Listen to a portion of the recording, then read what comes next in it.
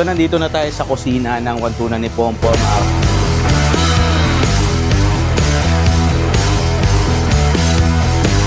Lalabas tayo para tikman na natin yung pagkain na yan. Let's get it on!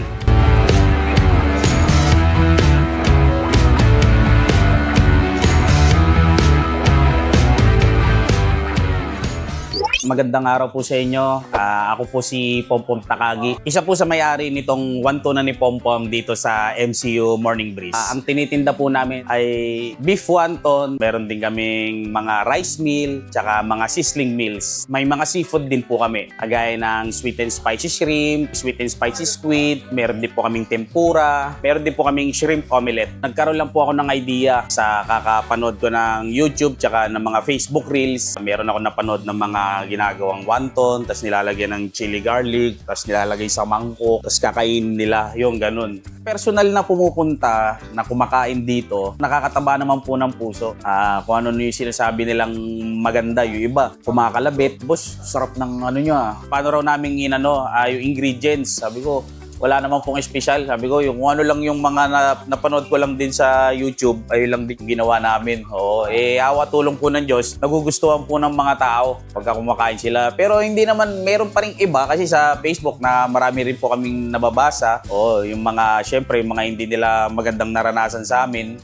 Pero sinisikap naman po naming matugunan. Dati nagtatrabaho lang ako, mahirap talagang mamasukan. Nag-iisip talaga ako kahit na nagtatrabaho kung paanong makagawa ng kahit na maliit na negosyo lang na hindi naman para lumaki. Ang gusto ko lang talaga, nais ko lang makabayad ng mga bills. May pangkain kami o makaraos sa araw-araw. Salamat po sa Diyos, nabiyayaan kami ng ganito pong success na negosyo. Loben po, mapagpatuloy ng maayos. Sa awa tulong po ng Diyos, meron na rin po kaming pangalawang branch sa Velasquez, Tondo. Yung proseso ng negosyo po talaga, mahirap po lahat. Mamamalengke ka po. Dapat araw-araw para laging sariwa po yung mga ingredients tsaka namin, mga karne. Bukod sa pamamalengke, pagka pamalengke nyo, i-organize nyo po yun, ipe-prep. Pagkatapos i-prep, tsaka nyo po ititinda. So, continuous cycle po siya. Hindi po siya natitigil. Gamay na po namin, pero kahit na po, tao lang din kami. Pumapalpak din po. May mga palpak din po kami. Hindi naman mawawala. Pero sinisigap po namin talagang mas maisaayos ng talagang walang palpak. Operation hours po namin, alas 11 po ng umaga, bukas na po siya. Tapos po, hanggang hanggang alas 3 sa madaling araw po. So, nabubuhay ako sa gabi, hindi na sa umaga. So, ang oras ho kasi ng palengke sa Balintawak, alas 12, ganyan, alas 12, Although 24 hours ang Balintawak, pero karamihan na nagtitinda ron, nandoon na pagka mga alas 12 ng ating gabi. So, yun, mamamalengke, pagka pamalengke, lahat yun, ikutin mo, yung mga Although ngayon, madali na lang kasi may tiga pamalengke na. Pero nung sinisimulan to, ganun yung ginagawa namin. Yung sinasabi po nila, yung kakaiba raw po sa amin, kasi nilalagyan namin ng Paris sauce, yung beef wonton noodles namin. Actually, nag-testing kami, nag-search kami ng iba't ibang klase ng noodles. Yung pinili namin, yung manipis fresh egg noodles po yung ginamit namin. Na which is kakaiba sa karamihan ng mga mami sa kalye po. Same din sa mga nagtitinda rin pong mamahaling restaurant. Hindi rin po ganun yung gamit na noodles. Pero tinry namin na masarap naman po. Yun po, awa tulong din po ng Diyos. Nagustuhan din ng tao. Marami rin pong nagsasabi, masarap daw po yung noodles. Sa presyo po, nag-costing kami. Sinikap namin lang po, may range po talaga na abot kaya po ng lahat. Ultimo yung ordinaryong manggagawa, pati po yung mga estudyante, kayang bumili para po makater namin lahat. Doon namin inaral kung paano namin ititinda yung presyo ng mga paninda po namin. Kikita po siya, kaya lang po, hindi po talaga ganun kalaki yung magiging income niya. Kasi maliit lang po talaga yung room ng income, pero kikita po. Disente naman po yung income. Sa kinikita namin yun, dito na po ako umaasa talaga. Sa pag-aaral ko naman ng maayos yung 4 na anak ko, nakakakain naman po kami ng maayos sa araw-araw, nakakatawid po kami. Awa tulong po ng Diyos, patuloy na pong nangyayari po yun, araw-araw na po. Yung sa beef po, araw-araw po 80 to 100 kilos po ng beef. Sa noodles po, rin po kami, 60 kilos ng noodles. 100 kilos po sa wonton. Nagbubukas po kami rito, araw-araw po, Monday to Sunday, alas 11 ng umaga hanggang alas 3 po ng madaling araw po. Matatagpuan po to sa number 9 General Tinio nyo, Morning Breeze, Caloocan. Pwede nyo po siyang i-Waze. Lagay nyo lang po sa Waze, 1 tuna ni Pompom, MCU Morning Breeze. Pasyal lang kayo. Sana magustuhan nyo yung tinda po namin na beef wonton. Bukod doon, marami pa kaming rice meal. Try nyo rin po. Sana rin po magustuhan nyo. Salamat po. So nandito na tayo sa kusina ng Wantunan ni Pompom. Kasama natin sila Jessie, Joanne, tsaka si MJ. Tama, yun yung nagluluto doon. So kita nyo naman po kung gaano karami ang nakahanda ngayon dito. Sobrang spread na pagkain. Yan, tumatadtad na po nung ito yung kliyempo yun nandun. Nakakatuwang isipin na ano po yung negosyong mga ganito. Tinatangkilik ng tao, dinadayo ng tao. Most probably dahil po masarap, no? Yan ang isa sa mga nakikita ko. At habang nagpe-prepare doon sa labas kanina, yung pinaka-wonton na beef wonton noodles nila po, nakita ko, sobrang ganda ng presentation, kaya naman talagang pupuntahan. So, busy-busy ngayon yung kusina at papasalamat tayo na paunlakan tayo nila Jessie at nila MJ, bumabanat ng pagkain dito. Silipin natin kung anong ginagawa nila. Ayan, nagbe-breading si MJ dito, kita nyo naman, at piniprito. Ano yung niluluto natin, MJ? Katsudon po, pati tonkatsu. Katsudon tsaka tonkatsu. Hanep Parang may mga Japanese pala pagkain dito, no? So dito na, ito yung mga breading mix nila na nandito ngayon. At ayun po, wow! Ang ganda ng itsura. Nice. Ito nandito ngayon, I think this is the parang gravy, no?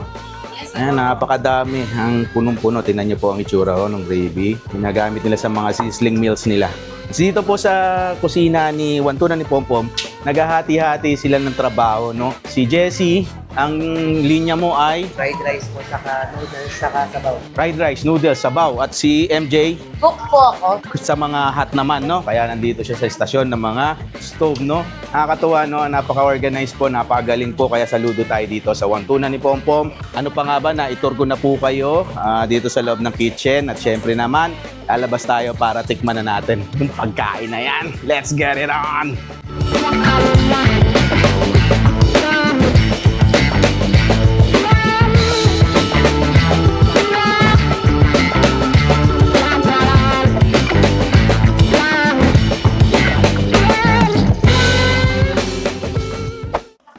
Napakagandang wonton nito. Beef wonton noodles mga Noy. At sa mga nanonood dyan, andito tayo ngayon sa, ayan, sa likod ko, hindi lang masyado makita. Wantunan ni Pompom. Alam niyo po kanina habang prepare ni ate nati yung mga beef noodles na ino-order sa labas, ako'y namamangha sa ganda ng presentasyon, sa ganda ng kalidad ng pagkain. Talaga po nakakatuwa na meron pong ganitong klaseng wantunan dito sa Caloocan, sa malapit lang po sa MCU, malapit sa Monumento. Ang ganda ng service, napakababait po ng mga kasamahan niya rito, mga trabahador. Lahat po very welcoming, customer service wise, panalo. Ngayon, sa lasa naman itong beef wonton tayo, babanat. Tikman natin yung sabaw, wala mo ng anything. Kailangan mainit to. Mainit yung sabaw.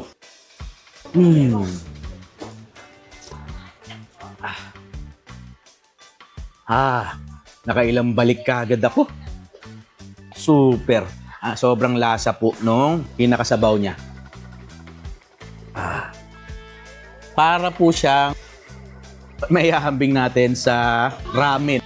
Para kang kumakain ng ramen. Yun ang masasabi ko po rito. No, yung mga ramen na soup, gaya ng lasa. Something like, parang, di ko po alam. Yung pangalan ni Sir kasi, no? Sir Pompom, parang may pagka-hapon eh. Kaya mahilig siya sa mga ganitong style ng pagkain. Pero sabi niya nga sa akin, napanood niya nga lang daw po sa YouTube.